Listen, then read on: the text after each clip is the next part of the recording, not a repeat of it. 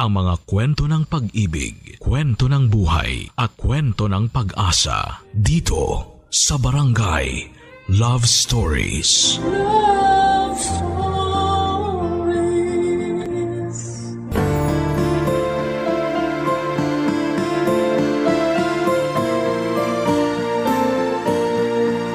Sobrang memorable ang Pasko para sa ating lahat.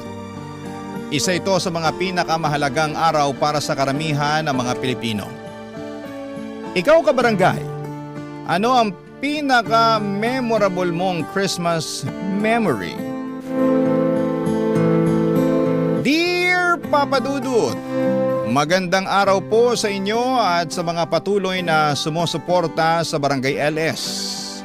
Ako po si Luna at ngayon ay gusto kong ibahagi sa inyo ang kwento ng buhay ko. Bata pa po ako noong pumanaw ang totoo kong nanay. Aminado po sobra akong nalungkot sa pagkawala niya. Pero kahit na ganoon ay nagawa ko pa rin magpatuloy sa buhay dahil hindi naman nagkulang sa akin si Papa sa pagmamahal at pag-aalaga. At mas lalo pang naging masaya ang buhay ko nang mag-asawa ulit si Papa. At doon ko nakilala ang aking stepmother at stepsister ko na si Mara. Habang lumalaki ako ay masaya ang buhay namin kasama si Papa, si Mara at ang stepmother ko na tinatawag ko na rin na Mama. Tinuring nila akong parang sariling anak at kapatid. Kaya hindi ko kailanman naramdaman na nag-iisa ako. At tuwing Disyembre, isa sa mga pinaka-inaabangan kong ginagawa na kasama si Papa ay ang pagsali namin sa Christmas Lantern Making Contest sa probinsya namin tuwing Pasko. Tuwing gumagawa kami ni Papa ng parol o Christmas Lantern ay si Mama at si Mara naman ay abala sa ibang bagay. Madalas nilang sabihin na nakakapagod at nakakatamad daw ang paggawa ng parol. Pero para sa amin ni Papa, ito ang oras na mas lalo kaming nagiging close at mas nagiging masaya. Sa totoo lang ay matagal na naming pangarap na manalo sa contest. Dahil ilang taon na kaming sumali pero ni minsan ay hindi pa po kami nananalo.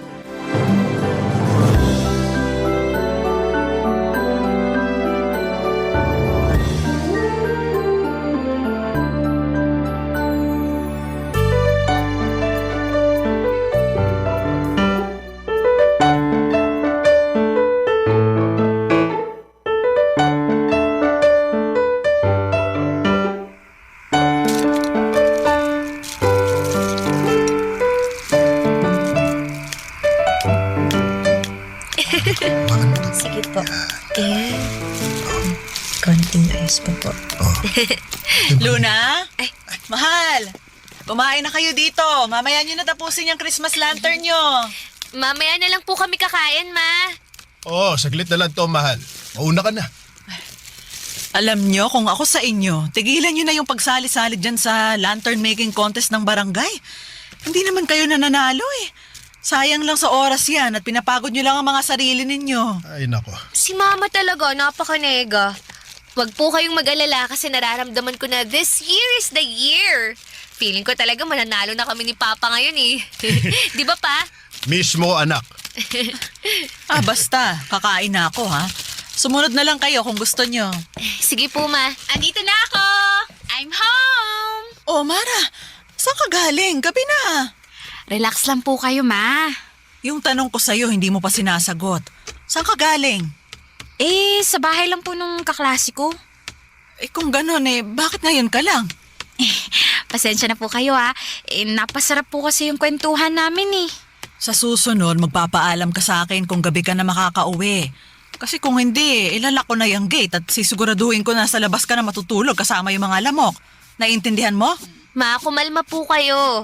Hayaan nyo na po muna si Mara. 18 years old naman na siya eh. Ay, hindi. Habang dito kayo nakatira sa bahay ko, ako ang masusunod. At isa pa ilang beses nang umaalis ng bahay tong kapatid mo nang hindi nagpapaalam. Oy, Mara, makikinig ka sa mama mo. Sorry na po talaga.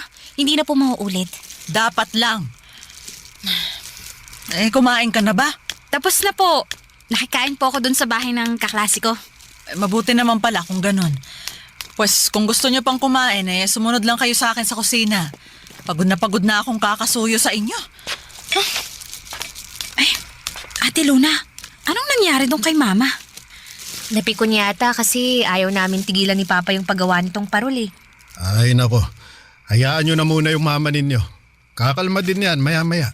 Mara anak, tulungan mo na kaya kami ng Ate Luna mo dito.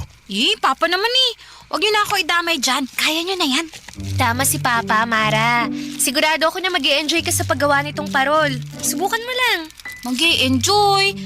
Tignan niyo nga yung mamukha niyo ni Papa, ate. Pinagpapawisan na nga kayo. At mukhang hirap na kayo dyan sa ginagawa niyo Oo nga, pero hindi ibig sabihin nun, hindi kami nag-enjoy.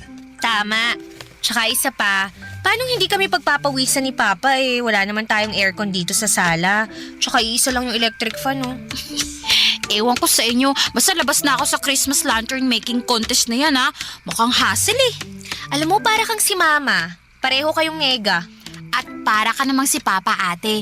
Pareho kayo nag-e-enjoy dyan sa ginagawa nyo kahit hindi naman kayo nananalo. Anak, ganun naman talaga ang buhay. Hindi naman kasi sa lahat ng oras panalo ka. May mga bagay talaga na kailangan mo munang pagdaanan at paghirapan bago mo matikman yung sarap ng tagumpay. Ay, nako Papa. Wala na kayong pwedeng sabihin ni Ate Luna na makakapagpabago ng isip ko. Sasabayan ko na nga lang si Mama na kumain. Teka lang, akala ko ba kumain ka na sa bahay ng kaklase mo? Nagutom ako sa kakapilit nyo sa akin at tulungan kayo dyan. Nakaka-stress na yung parol na yan. Sige na, mauna ako. Bye! Ay, si Mara talaga. Ay nako, hindi ka pa nasanay sa kapatid mo.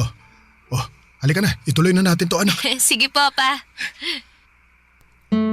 Papa Dudut, hindi po namin natapos ni Papa ang parol ng gabing yon kasi pareho kaming napagod. Kaya tinabi na lang muna namin ang parol at napagdesisyonan na tapusin na lamang namin ang paggawa ng parol sa susunod na araw. Noong nakita ni Mama na itinabi na namin ang parol ay natuwa siya at inimbitahan niya na kami na kumain ng hapunan. Katulad din kami ng ibang pamilya. May mga asaran at may mga tampuhan. Pero sa huli, Papa Dudut, ay nangingibabaw pa rin ang pagmamahalan. Kahit may mga pagkakataong hindi kami nagkakasundo, ay mahal na mahal ko sina Mama at Papa at si Mara. Sa totoo lang, ni minsan ay hindi ko naramdaman na stepmother ko si Mama o stepsister ko si Mara. Dahil palagi kong nararamdaman ang malasakit at pagmamahal nila sa akin. Pero noong akala ko ay tuloy-tuloy na ang saya ng buhay namin ay doon pala ako nagkamali. Isang araw habang nasa bahay kami ni Mama at Mara ay may tumawag at nagsabing na aksidente raw si Papa at nabundol ng isang bus. Parang gumuho ang mundo ko. Sa sandaling marinig ko yon. Nanginig ang buong katawan ko at yun na yata ang pinaka nakakatakot na balitang narinig ko sa buong buhay ko. Wala kaming inaksayang oras at dali-dali kaming pumunta sa ospital. Pagdating namin doon ay nakita namin si Papa na walang malay. At sa sandaling yon, may masakit na katotohanan na pala na naghihintay sa amin nina Mama at Mara.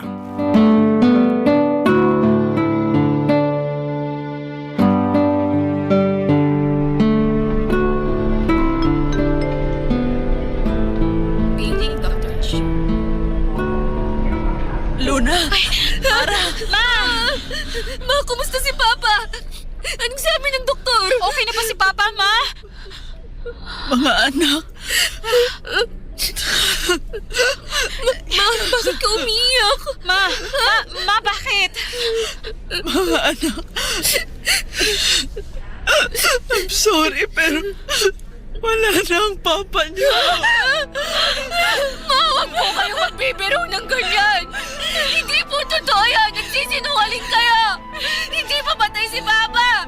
Buhay pa si Papa. Buhay pa ang Papa ko. Ate Luna! Huwag po ako hawakan. Pupuntahan ko si Papa. Kailangan ko makita si Papa. ng kapatid mo para sa'yo, ha? Hindi! Hindi papatay si Papa! Para samahan mo ako, puntahan natin si Papa. Sigurado ako hinihintay na niya tayo. Halika na! Mara! Ano ba tinatayo-tayo mo dyan? Halika na! Ate! I'm sorry. Pero kailangan natin tanggapin na wala na si Papa. Yung bibig mo, Mara! Huwag ka magsasalita ng ganyan! Ate! Kay Mama na mismo nanggaling! Wala na si Papa! At naniwala ka naman! Halata naman nagsisinungaling lang to si Mama eh! Mama naman kasi! Pati nyo na lang kasi aminin sa amin ni Mara na pinaprank nyo lang kami! Di ba mapagbiro si Papa? Siguro magkasibot kayo, no? Siguro pinakiusapan kayo ni Papa na huwag sabihin sa amin ni Mara na buhay pa siya. Ha? Luna! Sa tingin mo ba magagawa ko pang magbiro ngayon? Kagaya mo, nasasaktan din ako. Pero kailangan na nating tanggapin ang katotohanan na wala na ang papa mo. Ate, magkakasama pa tayo ni Mama, ha? Haharapin natin ito ng sabay-sabay. Ha, ate? Ano haharapin ng magkakasabay? Si Baba ang kailangan ko! Kung ayaw mo akong samahan, Mara, bahala ka! Pero ako, pupuntahan ko na si Papa! Ate!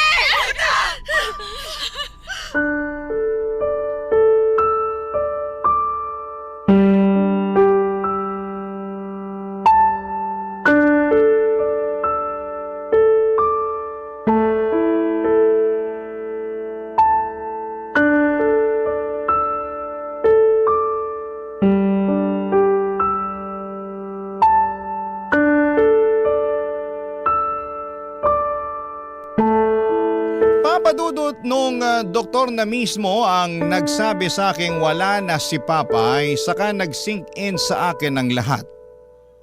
Alam kong nariyan sina Mama at Mara, pero ramdam na ramdam ko ang sobrang lungkot at pakiramdam ko ay mag-isa na lamang ako sa buhay. Dahil nawala na ang nag-iisa kong tunay na kadugo. Maaga nang nawala ang tunay kong ina pero pati ba naman si Papa ay kinuha na rin sa akin. Lumipas sa mga linggo na halos nakakulong lamang ako sa kwarto. Bihira na akong kumain at halos hindi na rin ako nakikipag-usap sa kahit na sino.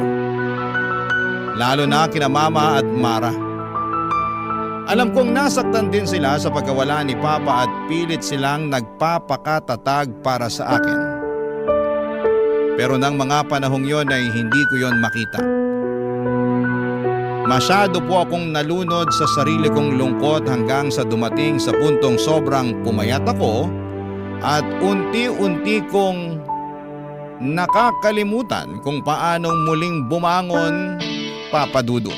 Barangay Love Stories. Barangay Love Stories. Habang lumilipas ang mga araw, aaminin ko na unti-unti akong nagtanim ng sama ng loob kina Mama at kay Mara. Pakiramdam ko noon ay parang mas madali nilang natanggap ang pagkamatay ni Papa samantalang ako ay nanatiling lugmok at sugatan sa sakit ng pagkawala niya. Araw-araw ay dala-dala ko ang bigat ng kalungkutan. At habang tumatagal, ang lungkot na yon ay dahan-dahang napalitan ng galit at puot. Sa halip na ilabas ko ang sakit na nararamdaman ko sa tamang paraan ay ibinuhos ko ang lahat ng galit at puot ko kina Mama at kay Mara. Sa tuwing sinusubukan nila akong kausapin o kumustahin ay bigla na lamang akong napapasigaw o nagsasara ng damdamin ko. Dumating sa punto na parang natatakot na nga si Mara na lapitan ako. Pero kahit na ganoon ay pilit pa rin niyang sinusubukang kausapin at unawain ako. Pero sa kabila ng lahat ng yon ay patuloy ako nagmamatigas at hinahayaan ang sarili kong lamunin ng sobrang lungkot hanggang sa halos makalimutan ko na kung paano muling magmahal at magpatawad.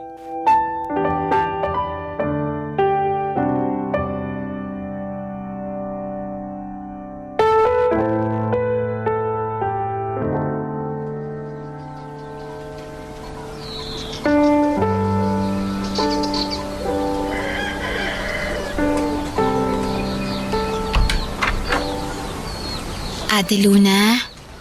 Luna, anak. Hindi ka pa ba nagugutom? Pinagluto kita ng almusal. Kumain ka na. Anong ginagawa niyo rito? Wala pa akong gana. Pero ate, nag-aalala na kami ni Mama sa'yo eh. Tingnan mo, pumapayat ka na.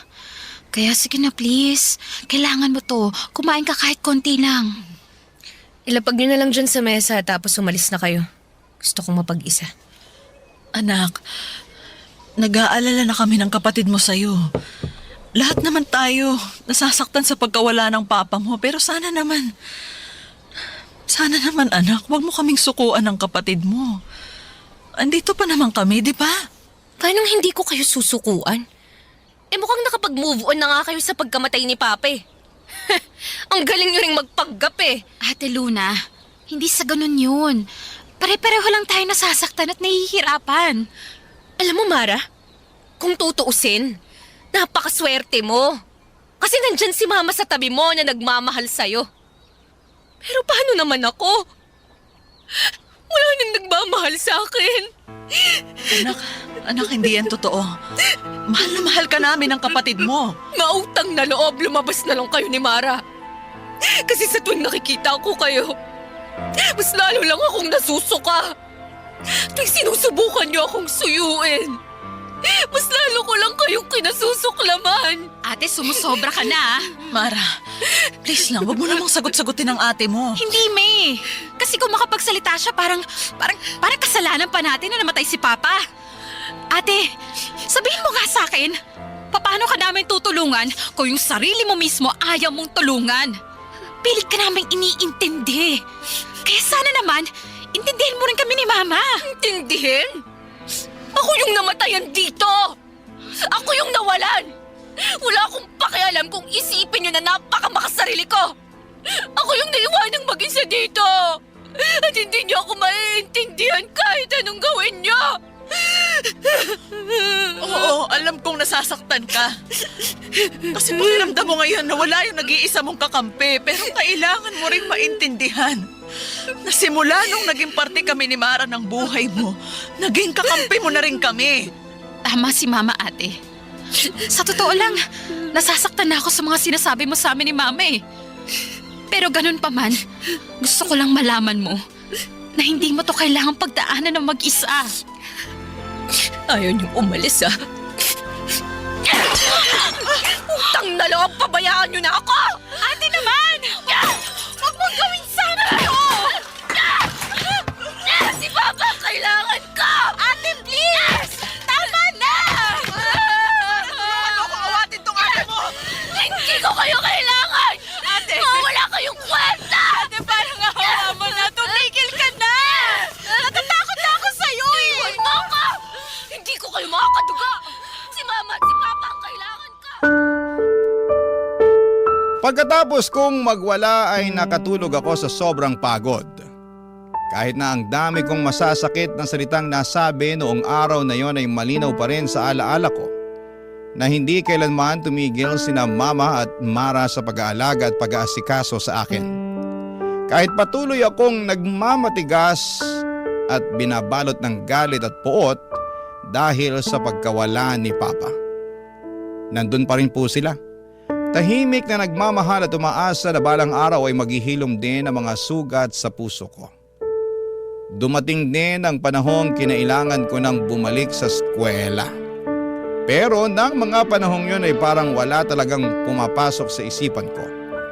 Patuloy pa rin akong nagluluksa at kahit na anong pilit kong mag-focus sa klase ay hindi ko magawa. Unti-unti akong nagsimulang magkating classes at natuto na rin po akong magbisyo tulad ng yosi at alak. Umaasang kahit sandali ay makakalimot ako sa bigat ng mga problemang dinadala ko. Hanggang sa dumating ang araw na nalaman na ni Mama ang lahat ng mga pinaggagawa ko. At doon ko naramdaman na unti-unti nang nagkakaroon ng consequences ang mga desisyong ginawa ko habang ako ay nawawala sa sarili, Papa Dudut.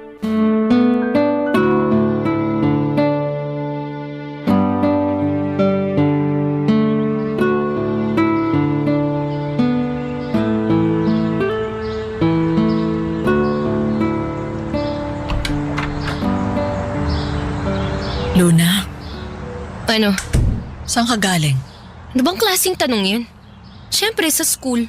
Sigurado ka? Utang na loob. Alam kong nagsisinungaling ka. Magsabi ka sa akin ng totoo, Luna. Ba't naman ako magsisinungaling sa inyo? Akala mo ba hindi nakarating sa akin yung mga kalokohang pinaggagawa mo, ha? Tumawag ako sa school ninyo at ang sabi sa akin, ilang araw ka na daw hindi pumapasok. Luna naman, bakit? Alam niyo naman pala eh. So ba't niyo pa tinatanong? Hindi na ako natutuwa sa pagsagot-sagot mo sa akin, ha? Huwag kang ang bastos. Hindi ho ako bastos. Sadyang pagod lang talaga ako. Kaya pwede ba? Ipagpaliban na muna natin to.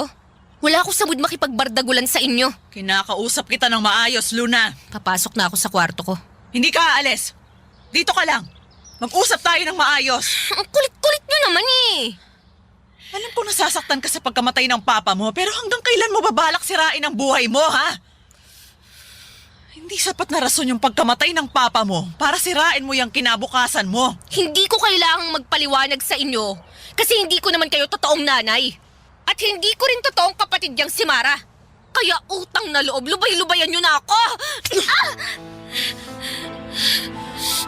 Sigurado ako na kung nabubuhay lang yung papa mo, hindi siya matutuwa sa mga pinagsasasabi at pinaggagawa mo. Kung nabubuhay si Papa. Pero patay na nga, di ba? Kaya wala nang patutunguhan tong usapan na to. Meron! Kasi kinabukasan mo ang nakasalalay dito. Kinabukasan? Ilang beses ko bang kailangang ulit-ulitin na wala namang kinabukasang nag-aantay sa akin? Pareho niyang patay ang mga magulang ko. Pero andito pa kami ng kapatid mo, Luna. Hindi ko kayo mga kadugo.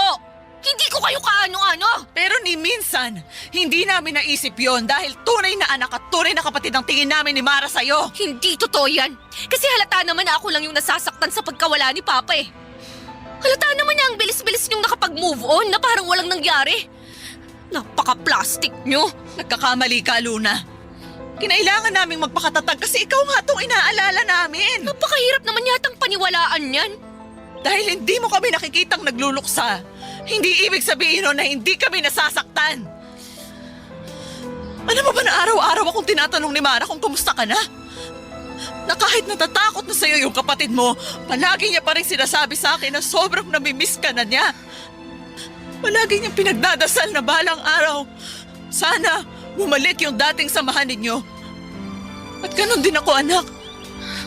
Sana balang araw bumalik yung dating Luna na malambing at palangiti. Noon yun, nung nabubuhay pa si Papa.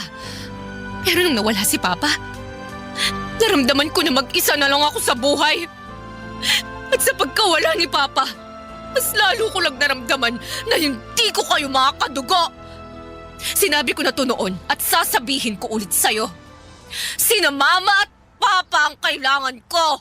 Hindi ko kayo kailangan ni Mara! Patuloy akong nagmatigas at nagrebelde hanggang sa dumating sa puntong tuluyan na akong nag-drop out sa pinapasukan kong eskwelahan. Noong una ay galit na galit si Mama sa naging desisyon ko at sobrang nag-aalala si Mara dahil kitang-kita nila kung paano ko unti-unting sinisira ang kinabukasan ko. Pero habang tumatagal ay parang napagod na rin silang pilitin ako at kalaunan ay tinanggap na lamang nila ang desisyon kong huminto muna sa pag-aaral. Sinabi pa nga sa akin ni Mama na naiintindihan niya raw ang kailangan ko munang magluksa sa pagkamatay ni Papa at bigyan ng sarili ko ng panahon para huminga. Pero dahil hindi na rin ako binigyan ng pera ni mama ay nagkulong na lamang ako sa kwarto at nagmukmok maghapon. Lumalabas lamang ako sa sala kapag sobrang gutom na gutom na. Pero kadalasan ay nasa loob lamang talaga ako ng kwarto, nakatulala sa kisame o natutulog para lamang takasan ng bigat ng nararamdaman ko. Aaminin ko sa inyo na hindi po ako proud sa bahaging ito ng buhay ko. Pero ito ang totoo. Ito ang mapait at magulong yugto ng buhay ko na kinailangan kong pagdaanan. Bago ko unti-unting maintindihan ang sarili ko at ang mga desisyong ginawa ko na pinagsisihan ko. Papa Dudut. Barangay Love Stories. Barangay Love Stories.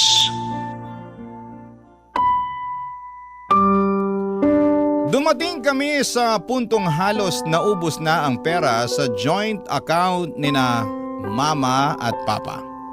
Kaya naman kinailangan ni mama na maghanap ng trabaho at kumuha ng kung ano-anong sideline para lamang maitawid ang pang-araw-araw naming mga gastusin. Si Mara naman ay nagpa-part-time job para makatulong sa bahay at para may pagpatuloy niya ang pag-aaral at mabayaran ang sarili niyang tuition. Sa totoo lang ay sobra akong nakonsensya ng mga panahong yon dahil kung tutuusin ay may dahilan silang iwan o palayasin ako. Lalo na't naging pabigat na ako sa kanila. Pero yon ang isang bagay na hinding-hindi nila ginawa. Kahit minsan ay siguradong napagod na rin sila sa akin. Aaminin ko na nang mga panahong yon ay unti-unting gumaan ang pakiramdam ko kina mama at kay Mara. Kahit papaano ay nabawasan ang bigat sa dibdib ko at medyo humupa ang sakit. Kahit na hindi pa ito tuluyang nawawala ay may mga gabi pa ring masakit at may mga ala-ala pa rin bumabalik pero hindi na kasing bigat ng dati. Sa totoo lang ay nakakahiyaring aminin pero mas naging mature pa sa akin ang nakababata kong kapatid na si Mara. Mas maaga niyang natutunan kung paanong tumayo at magpatuloy kahit na nasasaktan. Siguro ay ganon talaga ang buhay, Papa Dudut. Iba-iba tayo ng paraan ng pagluluksa. At iba-iba rin ang oras na kailangan natin bago tuluyang makabangon. At pagkatapos ng isang taon ay unti-unti na namang bumalik ang sakit. Dahil papalapit na ang Pasko at muli kong naaalala si Papa.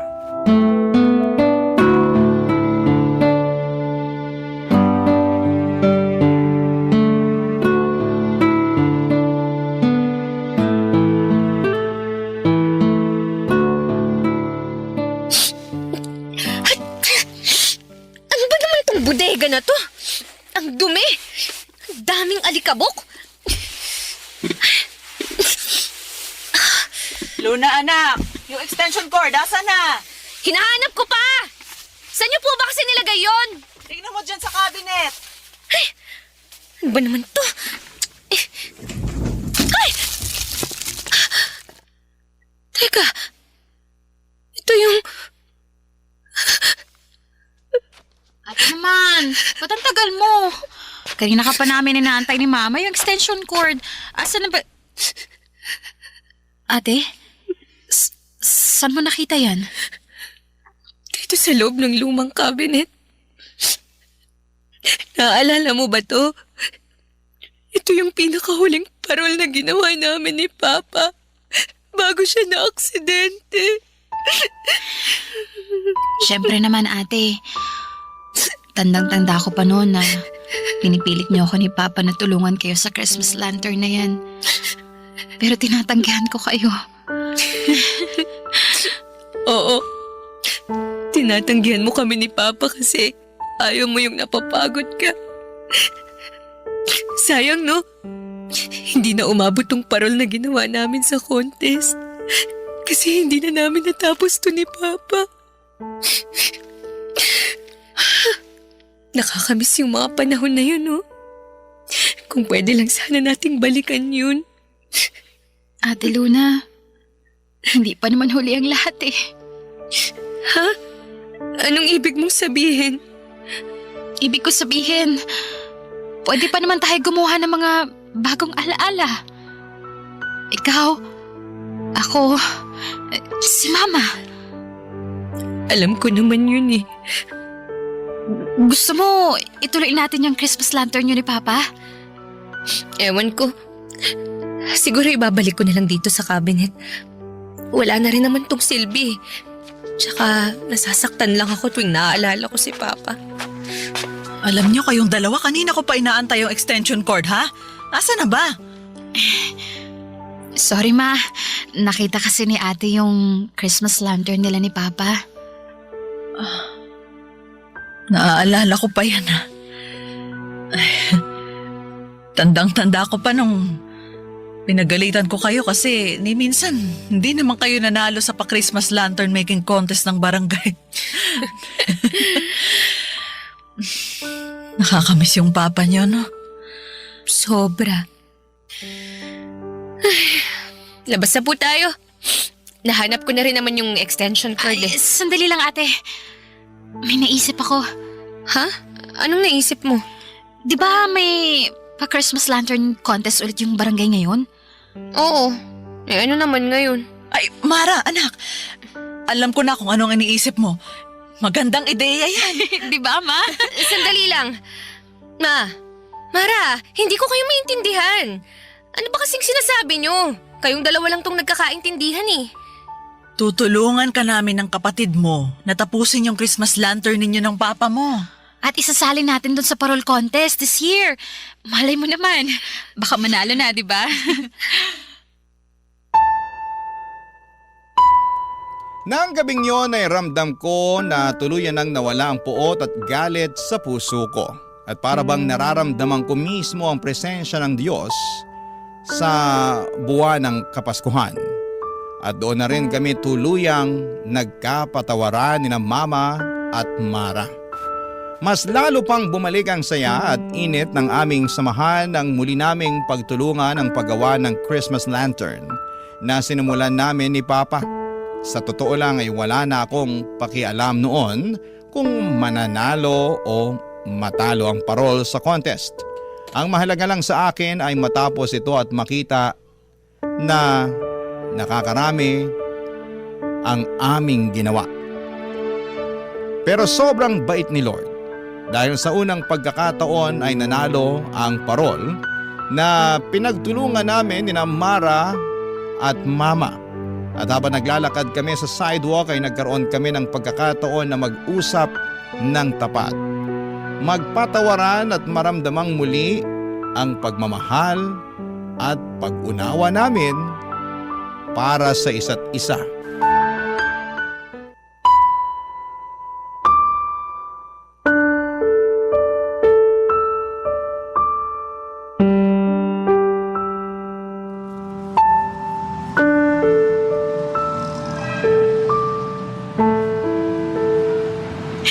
Congratulations, ate!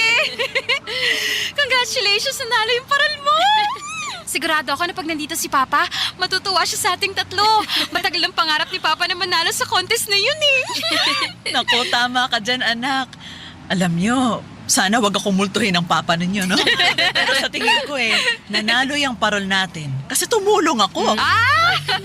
Siguro kung noon pa lang, tumulong na ako Malamang sa malamang, matagal na din tayong nanalo. Nako! Wow, Ma, ang lakas ng hangin! Biro lang. Pinapatawa ko lang kayo. Mara, maraming salamat Tinulungan niyo ako dito. Hindi po tayo mananalo kung hindi dahil sa inyo. Wala yun, ate. Maliit na bagay. Anak, huwag kang mag-alala. Gagawa ulit tayo ng panibagong parol sa susunod na Pasko. Yun. At sinisiguro ko sa'yo na tayo ulit ang mananalo. Hindi na po kailangan, Ma. Ha? Bakit naman? Okay na po ako na natapos na natin yung sinimulan namin ni Papa. Sa susunod na taon, mas gusto ko po na i-enjoy natin yung Pasko natin na magkakasama. Aww, sweet mo naman, ate. Pero alam niyo, Mara, alam ko namang hindi naging madali yung taon na to nang dahil sa akin Nagsisisi ako. Kasi Ang dami kong oras na sinayang. Nagsisisi ako kasi pilit kong pinagtabuyan yung mga taong walang ibang ginawa kundi mahalin ako ng totoo. At nagsisisi ako kasi hindi ako naging mabait na kapatid at anak sa inyo. Ate, wala na yun, ha? Kalimutan mo na yun. Luna, anak, makinig ka sa akin, ha? Hindi kami nagsisinungaling ng kapatid mo nung sinabi kong mahal na mahal ka namin at hindi ka namin susukuan. Siguro nga hindi tayo magkadugo. Pero sinabi ko na sa'yo to noon at sasabihin ko ulit sa'yo to ngayon. Ni minsan, hindi naging hadlang yon para mahalin kita na parang tunay kong anak. I love you, Ma. I love you too, anak. Bara, isa sa mga pinagsisisihan ko yung hindi ako naging mabuting kapatid sa'yo. I'm sorry kung naging mahina ako. And I'm sorry na pinagmalupitan kita. Sana mapatawad mo pa ako. Patatawarin lang kita pero sa isang kondisyon. Ha? Ano naman yun? Pwede mo ba akong yakapin, ate? Siyempre naman. I love you, ate. I love you din, Mara. Sa puntong ito ay masasabi ko na may kapatawaran at kapayapaan na sa pagitan namin ni Mama at ni Mara. Alam kong may mga taong maaaring humusga sa mga pinagdaanan at naging desisyon ko, pero gusto ko lang sabihin na napakalaki talaga ng epekto kapag nawalan tayo ng mga mahal sa buhay. Kaya naman kung may kakilala tayong nagluluksa, sana'y huwag tayong mapagod na iparamdam sa kanila na may kasama sila at hindi sila nag-iisa. Dahil sa mga panahong yon, kahit simpleng pakikinig o pananatili ay napakalaking bagay na. Sa ngayon ay bumalik na ulit ako sa pag-aaral at isa na rin po akong working student. Aaminin ko na may mga struggles pa rin ako sa buhay. Pero araw-araw ay sinusubukan kong bumangon at ayusin ang sarili ko. Pangarap ko talaga na makapagtapos at makakuha ng maayos na trabaho para kahit papaano ay makabawi ako kina Mama at kay Mara, na patuloy na naniniwala at nagmamahal sa akin kahit na nawawala na ako sa landas noon. Sa lahat ng pinagdaanan ko ay doon ko napagtanto na ang pamilya ay hindi lamang tungkol sa kung sino ang kadugo mo. Ang pamilya ay ang mga taong piniling manatili, umunawa at magmahal sa iyo kahit sa mga panahong mahirap ka nang mahalin. Dito ko na po tatapusin ang kwento ko, Papa Dudut. Maraming salamat po sa pakikinig and more power sa Barangay LS. Ang inyong kapuso at kabarangay forever, Luna. Anong say mo sa Barangay Love Stories na ito? Pagkwentuhan natin sa comment section yan. Ang mga kwento ng pag-ibig, kwento ng buhay at kwento ng pag-asa dito sa Barangay Love Stories. Love Stories. Marami sa atin ang naghahanap ng perpektong relasyon. Pero nakakalimutang piliin ang taong may mabuting intensyon. Dahil minsan, ang pinipili natin ay yung may pansamantalang pagkakaunawaan at maliit na koneksyon. Ikaw, kabarangay, ano ang perpektong relasyon para sa'yo? Dear Papa Dudut, itago niyo na lamang po ako sa pangalang Claire. 34 years old at nagtatrabaho bilang administrative assistant dito sa Ortigas. Avid listener na talaga ako ng inyong programang Barangay Love Stories kahit noong wala pa akong anak. Madalas akong nadadala at naiiyak sa mga kwento na ibinabahagi ninyo. Lalo na kapag nakaka-relate ako sa inyong letter sender. Magkakamukha na rin kasi ang kwento ng buhay ng mga tao sa ngayon. Nagkakaiba lang pagdating sa ending ng bawat kwento natin. Hayaan niyong simulan ko ang kwento ko sa kung paano ko nakilala ang boyfriend ko noon na si Ram. Nakilala at unang beses ko siyang nakausap nang magkasama kami sa isang church service. Pareho kasi kami ng religion at kagaya ko. Kasama niya rin ang mga magulang niya sa mga church service. Nang maging close kami ni Ram ay madalas na kaming tinutukso sa isa't isa ng mga magulang at churchmate namin. Yung mga tuksuhan papadudot na nauwi na nga rin noon sa ligawan.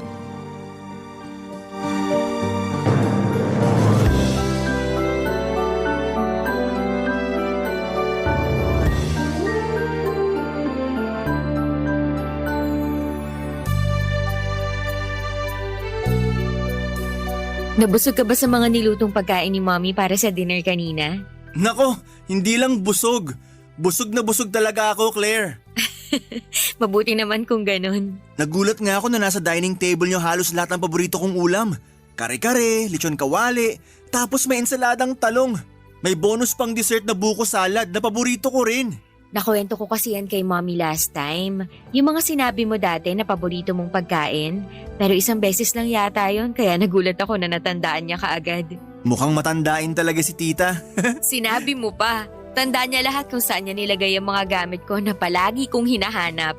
Minsan nga kahit yung mga gamit ko na ako mismo ang nag-ayos, alam niya rin kung saan nakalagay. Ganyan talaga ang mga nanay para palaging may magic. Kahit si mama, alam rin kung saan nakalagay ang mga gamit ko na ako lang din naman na nag-ayos. Pero solid talaga sa sarap ng mga pagkain kanina. Dapat nga diet ako ngayon. Pero nag-skip muna ako nang makita ko yung mga inihanda ni tita sa lamesa. Kapag si Mommy ang nagluto, hindi ka talaga pwedeng mag-diet. Thank you nga pala sa pagpunta mo dito sa bahay namin. Tinotoo mo talaga yung sinabi mo na magpapaalam ka kay Daddy na liligawan mo ko. Syempre naman. Yun naman kasi talagang kailangan kong gawin para maipakita ko seryoso ako sa'yo. Tsaka hindi lang sa'yo. Kailangan ko rin patunayan sa parents mo na seryoso ko sa panliligaw ko. Mukha namang na-convince mo sila. Sa tingin mo? Oo, lalo na si Daddy. Hindi ba ako mukhang sobrang kinakabahan kanina? Hindi ah. Kahit medyo nabubulol ako habang kausap ko ang daddy mo? Hindi nga. Ay, buti naman. Ewan ko ba? Dati ko pa naman sila nakakausap sa mga church service pero iba yung kanina eh. Iba yung kaba na naramdaman ko habang kaharap ko sila kanina. Yung dati naman kasi, kausap mo lang sila tungkol sa mga ginagawa natin sa simbahan. Pero yung kanina, tungkol na sa akin at sa personal mong buhay. Grabe nga mga tanungan ni Tito.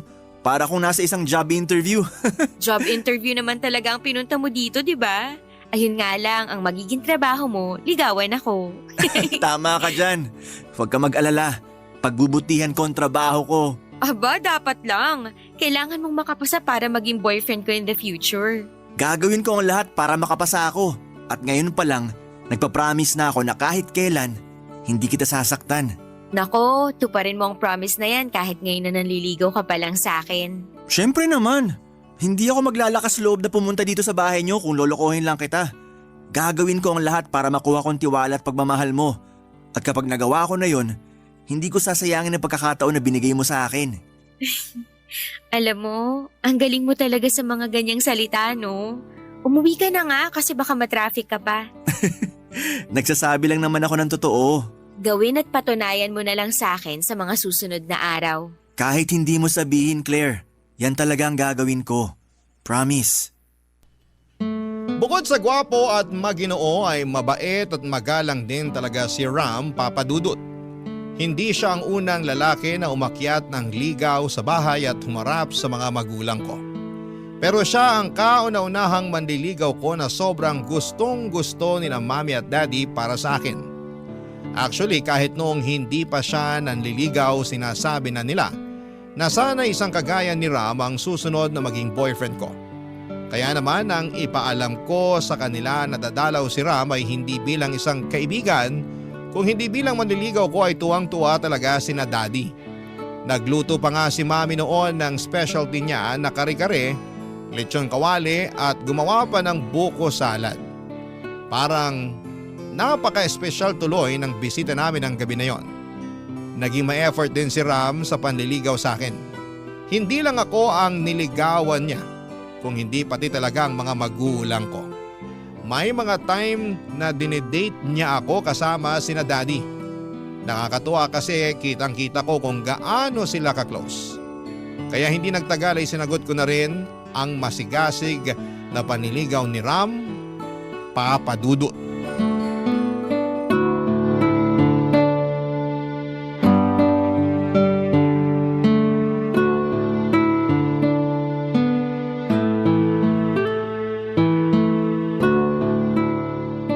Nandito ka lang pala sa garden, B. Kanina pa kita hinahanap sa loob ng bahay ni Lola. Napagod kasi ako makipagkwentuhan sa mga pinsan at tita mo sa loob. Kaya nagpaalam muna ako magpapahangin lang ako dito sa garden. Halata nga kasi ang lakas ng mga tawa nyo kanina bago ako pumasok ng kusina.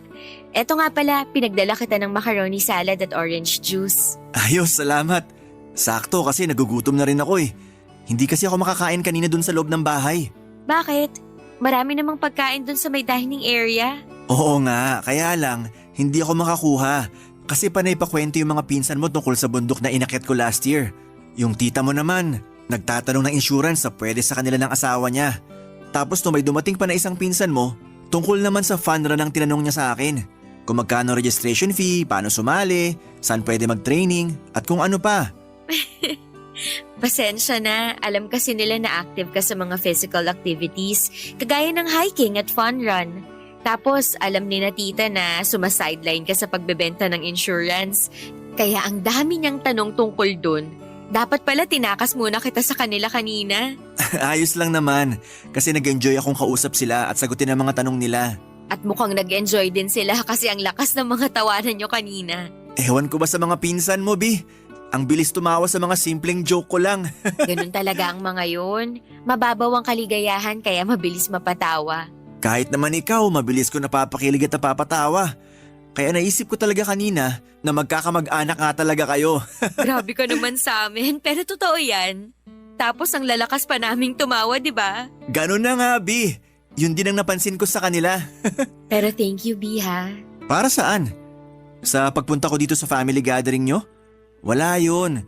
Kasi nag-promise din naman ako sa'yo na hindi ako mawawala dito. Hindi lang para doon. Para rin sa effort mo na kausapin at makabonding ang ilang kamag-anak ko dito. Siyempre naman kailangan kong gawin yun. Kasi pinakilala mo ako sa kanilang lahat bilang boyfriend mo. Hindi ko lang in-expect na sobrang mag-e-enjoy sila na kausap ka. Gusto ko rin kasi na magkaroon ako ng good impression sa kanila. Para makita nila na good din ang intention ko sa'yo. Na seryoso ako sa relasyon nating dalawa. At sa tingin ko, nagawa mo ang bagay na yun. Sana nga, Bi. Alam mo ba, sabi pa ng isang pinsan mo, hindi raw ako pwedeng umuwi ng maaga mamaya. Ha? Bakit daw? Magiinuman yata sila kasama ng ibang mga pinsan mo. At kailangan daw nakasama nila ako. Nako, hindi ka pwedeng malasing kasi magdadrive ka pa pauwi. Sabi ni Lola kapag naparami daw ang inom ko, dito na lang daw ako magpalipas ng gabi. Talaga? Sinabi niya yon? Oo. Alam mo ba napihikan yun pagdating sa mga bisita na pinapayagan niyang matulog dito sa bahay niya? Tapos ikaw, sinabihan ka pa talaga niya na dito ka magpalipas ng gabi. Nagulat nga rin ako nang marinig ko yun kanina mula sa kanya. Grabe, very good ka talaga, B. Mukhang kuhang-kuha mong boto ng mga kamag-anak ko.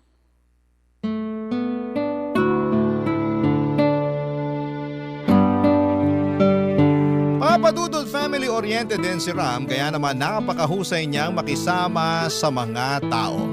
Gustong-gusto siya hindi lang ng lola ko kung hindi pati ng mga tito, tita at pinsan ko. Ang dami niyang baon ng mga corny joke pero napapatawan niya ng malakas ang mga kamag-anak ko. Hindi rin siya nauubusan ng kwento at energy sa buong araw na kasama niya ang mga kamag-anak ko. Pagkatapos ng araw na yon ay palagi nang hinahanap si Ram sa mga family gathering namin. At para bang hindi makukumpleto ang event na yon kung wala siya. Ang sabi pa nga ng mga pinsan ko ay huwag ko na raw pakawalan si Ram. Kasi baka eto pa ang unang matanggalan ng helmet sa aming dalawa, Papadudot. Barangay Love Stories. Barangay Love Stories. Papadudot, kahit boyfriend ko na si Ram ay hindi po nagbago ang effort niya para sa akin. Para niya pa rin akong nililigawan sa sobrang sweet niya sa akin. Nagpapadala siya ng flowers sa opisina o sa bahay kahit na walang okasyon. Ipinagluluto niya ako ng mga paborito kong pagkain at gumagawa siya ng paraan para makapag out of town kami pagkatapos ng mga kailangan niyang asikasuhin sa trabaho niya. Super close na rin talaga siya sa parents ko lalo na sa ibang kamag-anak ko. Kahit na ilang taon pa lang ang relasyon namin noon, nagtatanong-tanong na kaagad sila kung kailan ba kami magpapakasal. Excited na raw kasi sila na bumuo kami ng pamilya ni Ram. Kasi parang ang perfect na raw ng relasyon naming dalawa. Actually, wala talaga akong masasabi sa pagiging boyfriend ni Ram. Sobrang ideal boyfriend niya para sa akin. Family-oriented, hindi siya seloso, malambing, gentleman at kung anumang katangian hahanapin mo sa isang lalaki na gusto mong mapunta sa karelasyon ay parang nasa kanya na lahat. Kaya lang minsan kapag masyadong perfect na ang nangyayari sa buhay natin ay may mga pagkakataon na naghahanap tayo ng kakaibang bagay na pwedeng magbigay ng excitement sa atin, Papa Dudut.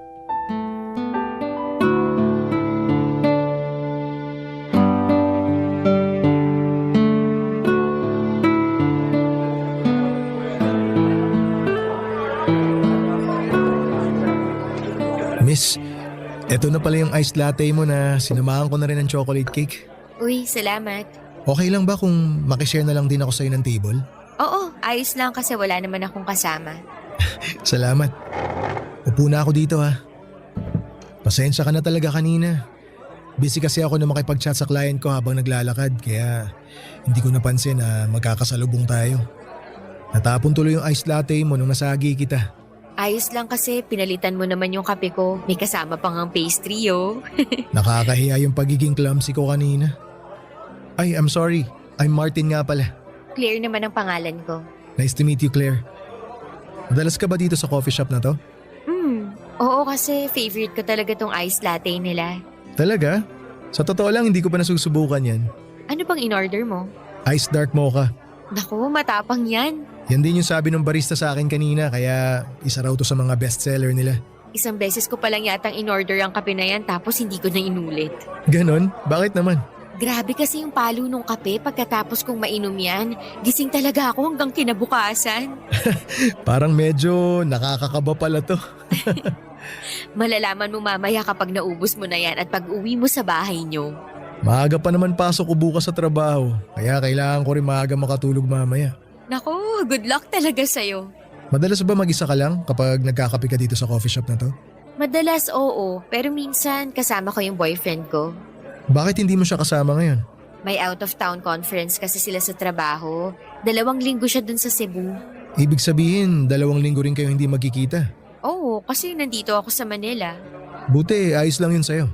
Wala naman akong choice kasi trabaho niya yun. Sa bagay, para rin naman yun sa future niyong dalawa. Yan din ang palaging sinasabi ng boyfriend ko. Kaya kahit namimiss ko siya, tinitiis ko na lang kasi wala rin naman talaga akong choice. At ayoko na maging demanding na girlfriend. Ang swerte naman ng boyfriend mo sa'yo. Bakit mo naman nasabi yan? Kasi kung ibang babae yung girlfriend niya, baka palagi na siyang inaway. Hirap niyo pa namang suyuing mga babae. Hindi naman magkakapareho ang mga babae, no? Well, may point ka dyan. Mukhang demanding ang girlfriend mo, ah. Naku, hindi ah. Ayun naman pala, ang ibig sabihin, wala ka ring problema sa kanya. Wala talaga. Kasi wala naman akong girlfriend. We, hindi nga. Oo nga, wala. Masyado akong workaholic eh. Tsaka na ako mag-girlfriend. Pag meron nang dumating na kayang tanggapin na priority ko sa ngayon yung career ko. Parang boyfriend mo.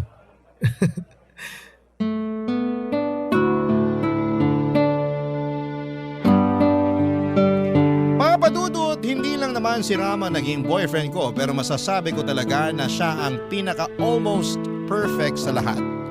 Yung 3 naging ex-boyfriend ko bago siya, lahat sila ay niloko lang ako. Tapos may mga ugali pa sila na hindi ko gusto pero pinilit kong tanggapin kasi minahal ko sila. Pero si Ramay wala yata akong masasabi na hindi maganda tungkol sa kanya. Kasi nag-e-effort talaga siya para mas maging maayos at tumagal pa ang relasyon naming dalawa. Kapag umaalis siya para sa out-of-town conference at ilang araw kaming hindi magkikita, palagi siyang may pasalubong sa akin o inihahandang sorpresa. Bumawi siya sa mga bagay na alam niyang naging pagkukulang niya. Masaya naman talaga ang relasyon namin at wala na akong masasabi noon kung hindi sana'y si Ram na talaga ang makasama ko sa panghabang buhay. Pero may pagkakataon talaga, Papa Dudut, na bigla-bigla ay parang magbabago ang ikot ng mundo mo. Kasama na doon ang takbo ng utak mo, Papa Dudut.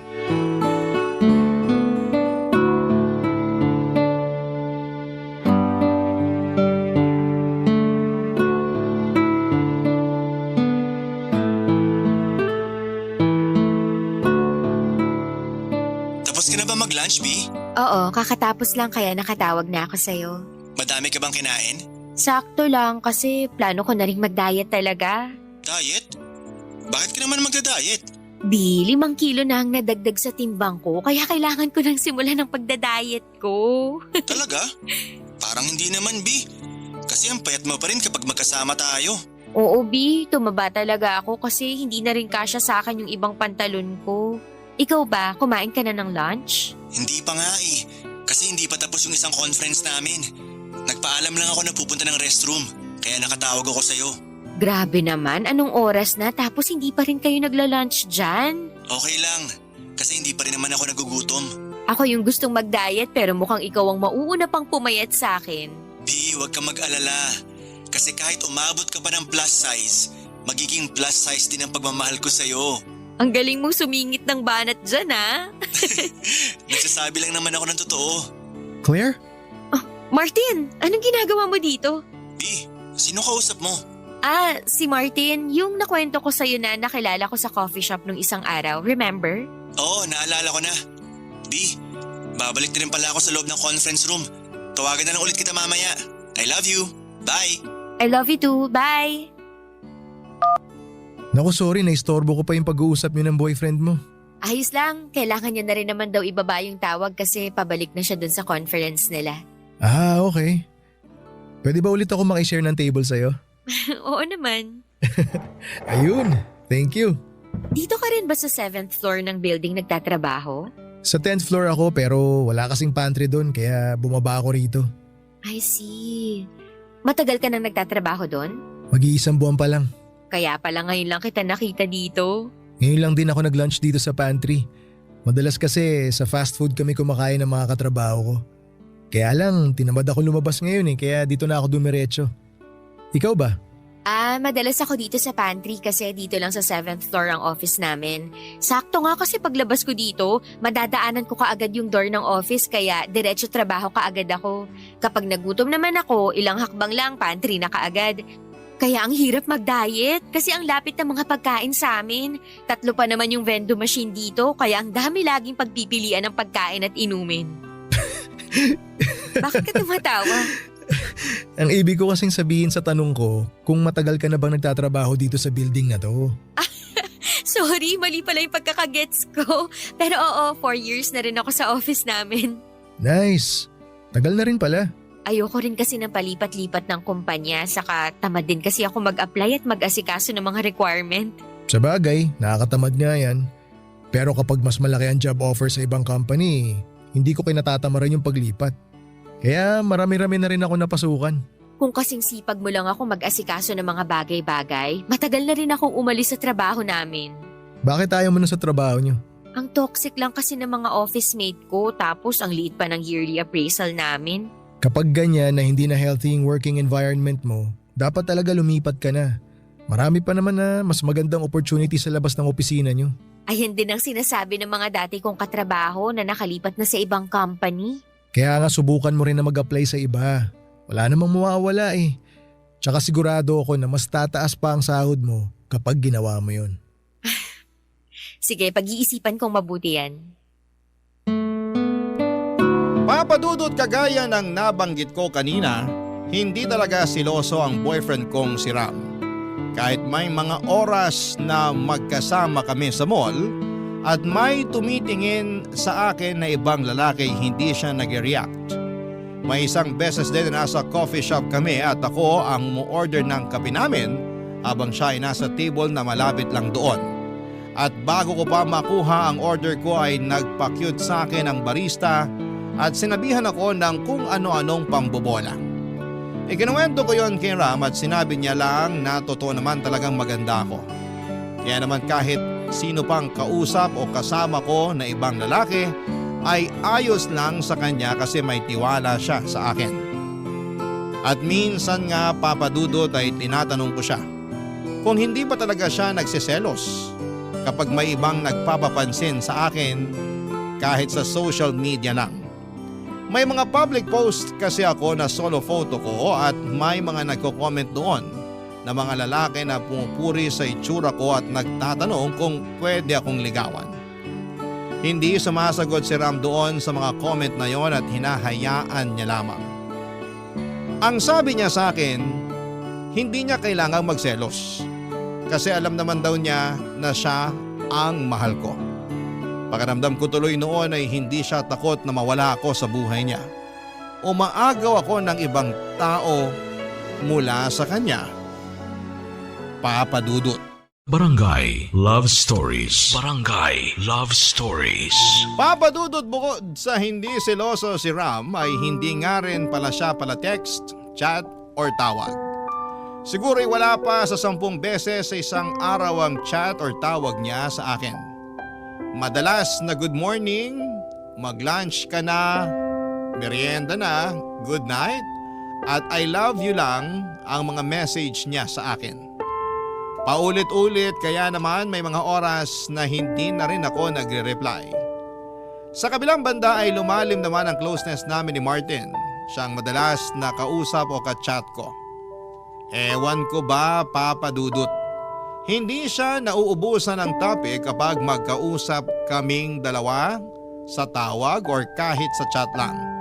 At may mga oras din na nagkikita kami pero hindi ko na pinapaalam pa kay Ram. Sapat na kasi kay Ram na malaman kung nasaan ako pero hindi na siya nag-uusisa pa sa kung sino man ang kasama ko.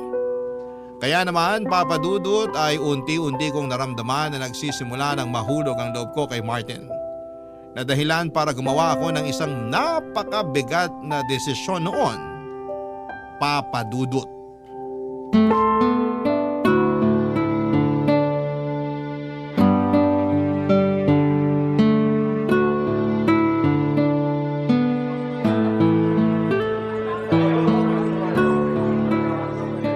Ang sarap talaga ng iced latte nila dito, no?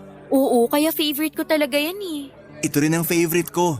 Tsaka yung iced caramel macchiato nila. Kasi hindi masyadong matapang at mapait. Oo, alam mo naman na gusto ko yung may tamis pa rin kahit paano. Ganyan din naman ang gusto ko sa kape. Ay, B, may out of town conference pala kami sa Bacolod sa susunod na linggo. Gusto mo bang sumama sa akin papunta doon? Ano naman gagawin ko sa Bacolod? Magbabakasyon? Nako, hindi na kasi ayoko rin magbakasyon mag-isa doon. Nandun ako, di ba? Kaya bakit ka mag-iisa? Nandun ka para magtrabaho tapos papupuntahin mo ko doon para magbakasyon? Ibig sabihin, hindi mo ko masasamahan sa lahat ng oras. Pwede naman kitang samahan pagkatapos ng conference namin. Hindi na ako sasama sa mga katrabaho ko na kumain sa labas. At dediretso na lang ako kung saan ka naka-check-in. Maiinip lang ako doon habang naghihintay sa'yo, B. Pwede kang mamasyal muna sa ibang lugar sa Bacolod habang wala pa ako para hindi ka mainip. Hahayaan mo kung mamasyal lang hindi ka kasama? Bakit naman hindi? Hindi ka ba natatakot na baka may ibang pumorma sa akin doon kapag hindi kita kasama? B, alam ko naman na kahit sino pang umaali-aligid sa'yo na lalaki, hindi mo sila papansinin. Paano kung mangulit sila sa akin? Ganun pa rin. Walang dahilan para kulitin ka nila kung hindi mo sila bibigyan ng motibo. Kilala kita, B. Suplada ka. At hindi ka basta-basta nag-i-entertain na kung sinong lalaki noon pa man. Ngayon pa ba na boyfriend mo na ako? Para saan yung buntong hininga na yun? Wala lang. Wala lang pero ang lalim ng pinaghugutan mo. Sige, ganito na lang. Magpa-file ako ng vacation leave after ng conference namin next week. Tapos mag-out of town vacation tayong dalawa. Wag na lang. Sagot ko na to kaya hindi mo na kailangan mag-isip tungkol sa gastos. Para naman makabawi ako sa'yo. Saan mo ba gusto magbakasyon? Wala akong trip na lugar. Alam ko na. Di ba sinabi mo dati na gusto mo pumunta ng dagat? Gusto mo bang mag-Boracay na lang tayo? Ayoko. Palawan na lang? Wag na. Gusto mo yung mas malapit? Sa Mindoro o kaya White Beach na lang sa Batangas. Wait nga, magche-check lang ako sa cellphone kung saan tayo pwedeng... Ram, sinabi ko nang huwag na, di ba? Ayoko nga, hindi ko trip. Mahirap bang intindihin yung mga sinabi ko? Hindi mo naman kailangan magtaas ng boses, B. Ang kulit mo kasi. Paulit-ulit pa yung mga sinasabi mo. Gusto ko lang naman bumawi sa'yo. Gusto mong bumawi sa akin? Sige. Mag-cool off muna tayo.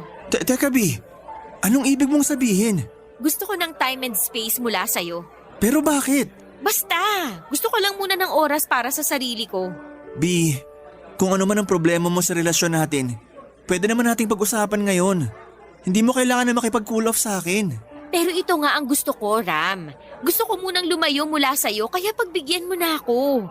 Please, ibigay mo muna sa akin ng oras para sa sarili ko. Mag-cool off muna tayo.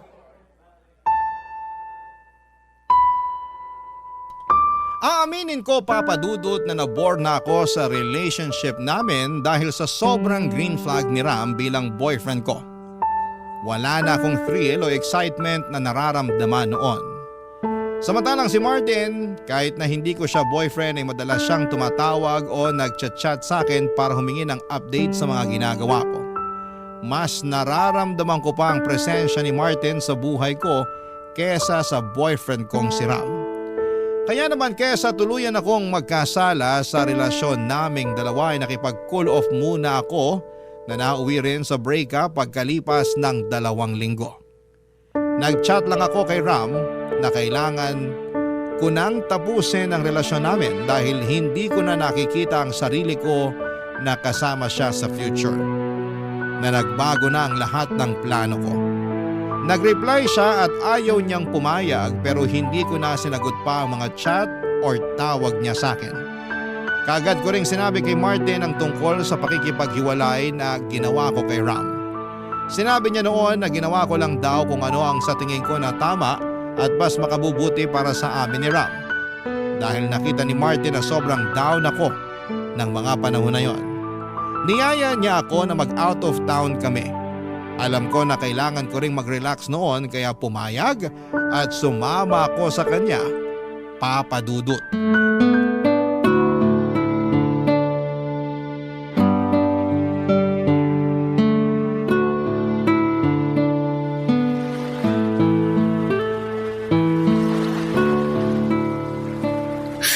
Ang sarap talaga sa pakiramdam dito sa may tabi ng dagat. Sobrang relaxing. Teka, nasa na ba si Martin? Ang sabi niya, bibili lang siya ng buko juice namin. Ang tagal naman niyang bumalik. Ay, tumatawag na naman si Ram. Pang-10 tawag niya na yata to ngayong gabi. Sagutin ko na nga. Hello, Ram? Finally, sinagot mo na rin, Claire. Ano ba kasi yun? Bakit tawag ka ng tawag? Gusto lang kitang makausap. Tungkol saan? Tungkol sa ating dalawa. Ram, sinabi ko na sa'yo na wala na tayong relasyon. Tapos na tayo, kaya wala na tayong dapat na pag-usapan. Saan ba ako nagkulang? Anong maling ginawa ko? Wala ka naging pagkukulang o pagkakamali. Then why? Bakit kailangan mong tapusin ang relasyon nating dalawa? Sorry, Ram, pero hindi ko na nakikita yung sarili ko na ikaw ang kasama ko sa future. Paano na yung mga plano natin? Mag-out of the country pa tayo, di ba? Bibili pa tayo ng sasakyan natin. Mag-iipon tayo para sa ipapatayo nating bahay. Marami pa tayong lugar na pupuntahan. Marami pa tayong plano, Claire. Basta mo na lang ba itatapon lahat yun? Sorry. Hindi rin naman madali sa akin to. Maniwala ka, Ram. Kung hindi madali sa'yo, bakit hindi natin subukan na ayusin? Kesa tapusin mo ang lahat sa ating dalawa. Kasi alam ko na mas magkakasakitan lang tayong dalawa. Mas masasaktan lang kita. Ayoko nang mas mahirapan ka kapag pinagpatuloy natin ang relasyon natin. Claire, ang sakit. Ang sakit-sakit. Kasama ka na sa lahat ng mga plano ko sa buhay. Sa'yo na umikot yung mundo ko. Hindi ko alam kung paano ko magsisimula ulit nang wala ka sa buhay ko. Kaya mo yan, Ram. Kakayanin mo para sa sarili mo. Ang hindi ko lang maintindihan kung anong dahilan mo para bitawan mo ang lahat sa ating dalawa. Ginawa ko naman ang lahat para sa'yo eh. Nirespeto kita. Minahal kita. Ano pa bang kulang sa mga ginawa ko para sa'yo? Wala na, Ram. At sobrang nagpapasalamat ako sa lahat ng ginawa mo para sa akin. Sa pagmamahal mo. Pero hanggang dito na lang kasi talaga eh. Hanggang dito na lang tayo. Mahal kita, Claire. Mahal na mahal kita. Sorry, Ram. Sorry. Bye. Claire? Ayos ka lang? Lagay ko muna tong buko juice mo dito sa tabi mo ha. Kahit kailan naman, hindi talaga madaling tapusin ang isang relasyon. Lalo na kapag alam mo na sobrang minahal ka nung tao. Hindi ko alam pero ang bigat sa dibdib. Ang bigat ng nararamdaman ko dito sa dibdib ko ngayon, Martin. Normal yan. Kasi alam mo na nasaktan mo yung taong sobrang nagmahal sa'yo. Akala ko magiging madali kapag binitawan ko na siya pero bakit nasasaktan pa rin ako ngayon? Dahil minahal mo rin siya ng sobra noon. At nasasaktan ka ngayon kasi alam mo kung gaano mo siya nasaktan. Pero tama lang yung naging desisyon mo. Kasi mas lalo mo lang siyang masasaktan kung sakaling ipagpapatuloy mo pa yung relasyon yung dalawa. Kaya sige, iiyak mo lang yan. Iiyak mo lang lahat ngayon. Para bukas, kahit papano, gumana yung pakiramdam mo. Hindi man sobrang gagaan agad pero at least mababawasan yung bigat na nararamdaman mo ngayon sa dibdib mo.